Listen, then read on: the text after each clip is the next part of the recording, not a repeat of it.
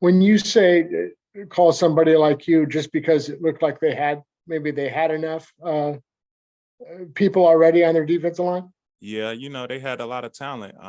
And being, coming out and wanting to be paid, you just don't see a lot of winning teams like this organization come out to me like that. Hey, Javon.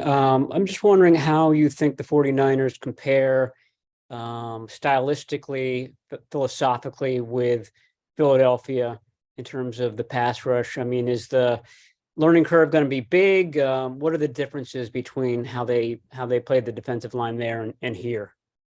I haven't really learned too much about their scheme, but just from hearing from all the players, and they do a lot of similar things that we did, and I think their big thing is just being disruptive in the run game and the pass game, and I think they know the trenches. The trenches is where you start at, so I just try to put my head down and get to work and try to learn the new scheme. Hi, Javon. You talk about being able to play with that talent in Philadelphia. How excited are you to play next to Nick Bosa? And have you talked to Chris Kasarik, and you defensive line coach, yet?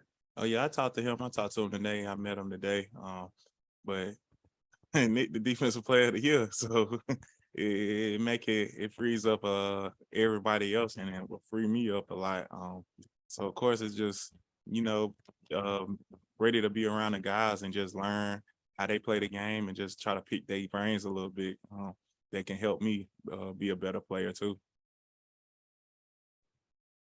Javon, have you had an opportunity to talk with Nick Bosa or Eric Armstead or anybody else on the line? Yeah, they introduced themselves and welcomed me in. I think the first day I signed, they both hit me up and kind of congratulated me and told me they couldn't wait to be a part of this.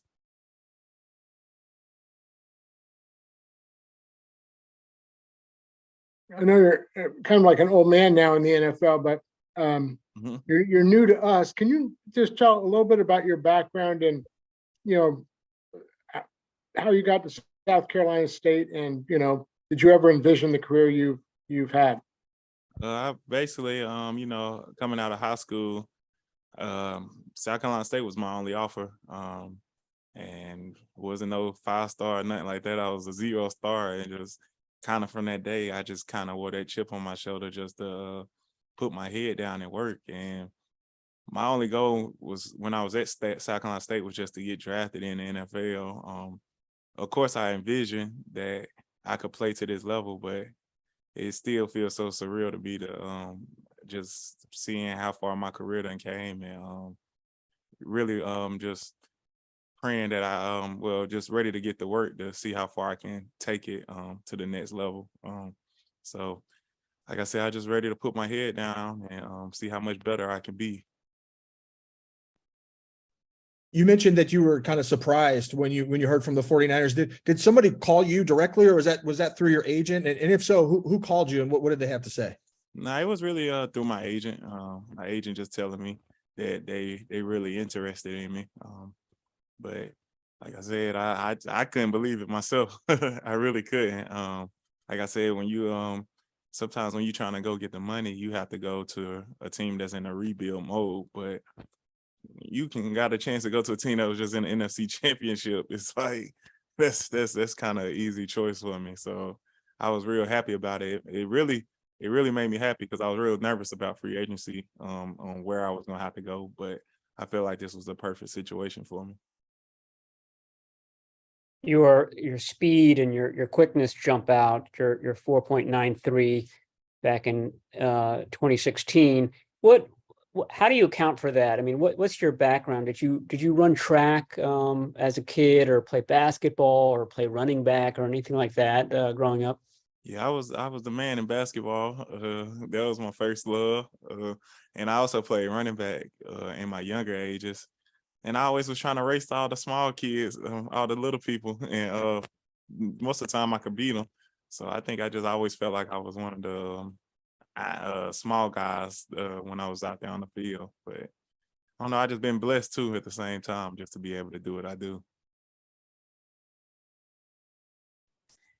And Javon, there are a lot of guys who have been on other teams that come to the Niners and work with the defensive line and enjoy the fact that there's less thinking and just going to get the quarterback. Is that something that you've kind of seen from the 49ers and maybe something that you look forward to? Yeah, I heard about it. Even my old D line coach, we watched the 49ers. We watched the 49ers D line a lot. Because that's the way you want to play. Just violent and upfield. So it's like the D line dream, just to be able to just go relentless and disrupt everything. So that was a big thing with me coming to, just knowing that I can be part of that, just being more disruptive than I've been. And I heard the defensive line coach is a great coach, so just being able to take my game to another level. You mentioned being nervous about potentially where you might land in this process. Did you have teams that maybe came in over the top that even had potentially bigger offers, but it was a matter of, wanting to be in a situation where you could win and secure that money?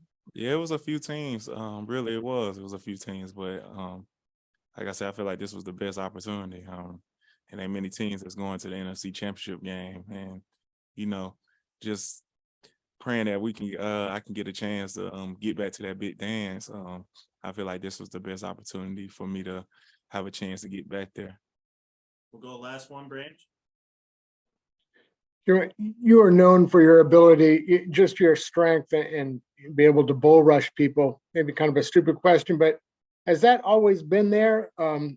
Is that something you've developed throughout your career?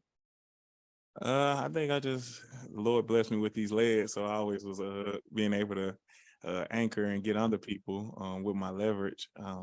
So yeah, that's been something that's been in my game a lot. But I feel like I can do. I got a little bit of tricks here and there too. But yeah, the bull rush is definitely one of my number ones. All right. Thank you, guys. I'm gonna keep this link open because we're gonna go back to back to back. So hang tight, guys.